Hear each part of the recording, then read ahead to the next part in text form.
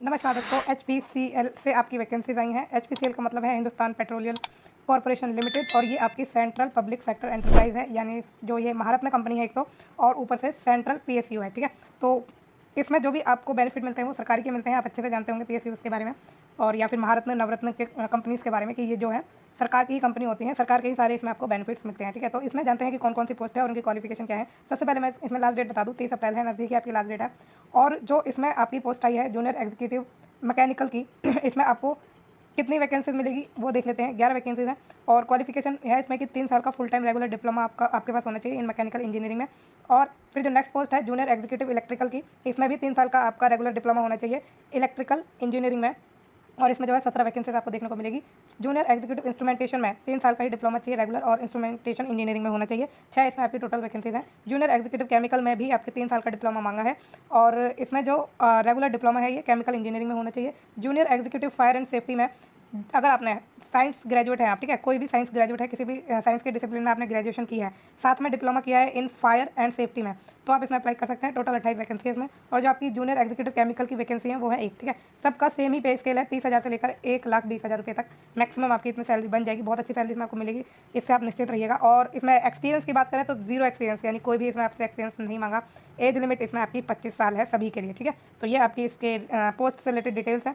और इसमें जो कंसिडर किए जा सकते हैं आपके डिप्लोमा सर्टिफिकेट वो है mechanical engineering, electrical engineering, instrumentation and control, instrumentation and electronics engineering और chemical engineering, chemical technology and fire and safety. ठीक है, तो जिस पोस्ट के लिए जिसके लिए निकली है उससे रिलेटेड आपके ये डॉक्यूमेंट ये डिप्लोमा क्या करेंगे, कंसिडर करेंगे।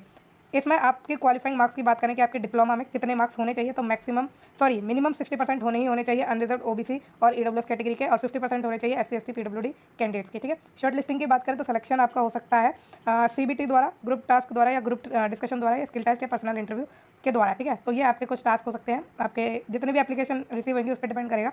तो CBT तो इसमें होगा ही होगा और ग्रुप डिस्कशन वगैरह भी हो सकता है। ठीक है, तो आगे बात करते हैं, इसमें बताया हुआ है कि CBT में क्या आएगा और क्या सी चीज़ें रहने वाली हैं। तो जो आपके ऑब्जेक्टिव टाइप के क्वेश्चन आएंगे वो 2 पार्ट्स में आएंगे। जनरल एप्टीट्यूड, जिसमें आपसे इंग्लिश लैंग्वेज, क्वांटिटेटिव एप्टीट्यूड और इंटेलेक्चुअल पोटेंशियल टेस्ट आपका लिया जाएगा, जिसमें logical reasoning and data interpretation होगा। फिर टेक्निकल या प्रोफेशनल नॉलेज जिसमें आपने ली हुई है वो आपसे पूछी जाएगी। और जो आपकी क्वालिफाइंग डिग्री है यानी डिप्लोमा लेवल की आपकी क्या आएंगे क्वेश्चन आएंगे। ठीक है, candidate qualifying in the computer based test, जो भी क्वालिफाई कर जाएंगे CBT को उन्हें कॉल किया जाएगा ग्रुप टास्क के लिए या ग्रुप डिस्कशन या स्किल टेस्ट या पर्सनल इंटरव्यू के लिए, और in order of merit and predetermined ratio. ठीक है, candidate qualifying in group task या group discussion will be preferred for personal interview and skill test. तो जो ग्रुप टास्क को या ग्रुप डिस्कशन को क्वालिफाई कर जाएंगे उनको इंटरव्यू और स्किल टेस्ट के लिए बुलाया जाएगा। फिर आगे आपको फर्दर जो स्टेजेस होती हैं आपकी आपकी जो मेडिकल फिटनेस टेस्ट होता है, इन सब चीज़ों को कंसिडर किया जाएगा। ठीक है, अब फिजिकल फिटनेस एफिशिएंसी टेस्ट जो है वो क्वालिफाइंग इन नेचर है, सिर्फ आपको क्वालिफाई करना है, इसमें यह भी इन्होंने रखा है फिजिकल फिटनेस टेस्ट को। बात करें आगे तो the detail related to syllabus of computer based test, short listing methodology, selection process will be uploaded on our website. तो ये वेबसाइट पर क्या करेंगे, अपलोड करेंगे जो भी इनका प्रोसेस के बारे में। बाकी आपको HRA DA वगैरह सब कुछ दिया जाएगा जो भी सरकारी उसमें दिया जाता है। ठीक, और प्री एम्प्लॉयमेंट मेडिकल टेस्ट होगा, आपको पता है कि मेडिकल फिटनेस टेस्ट आपका होता है।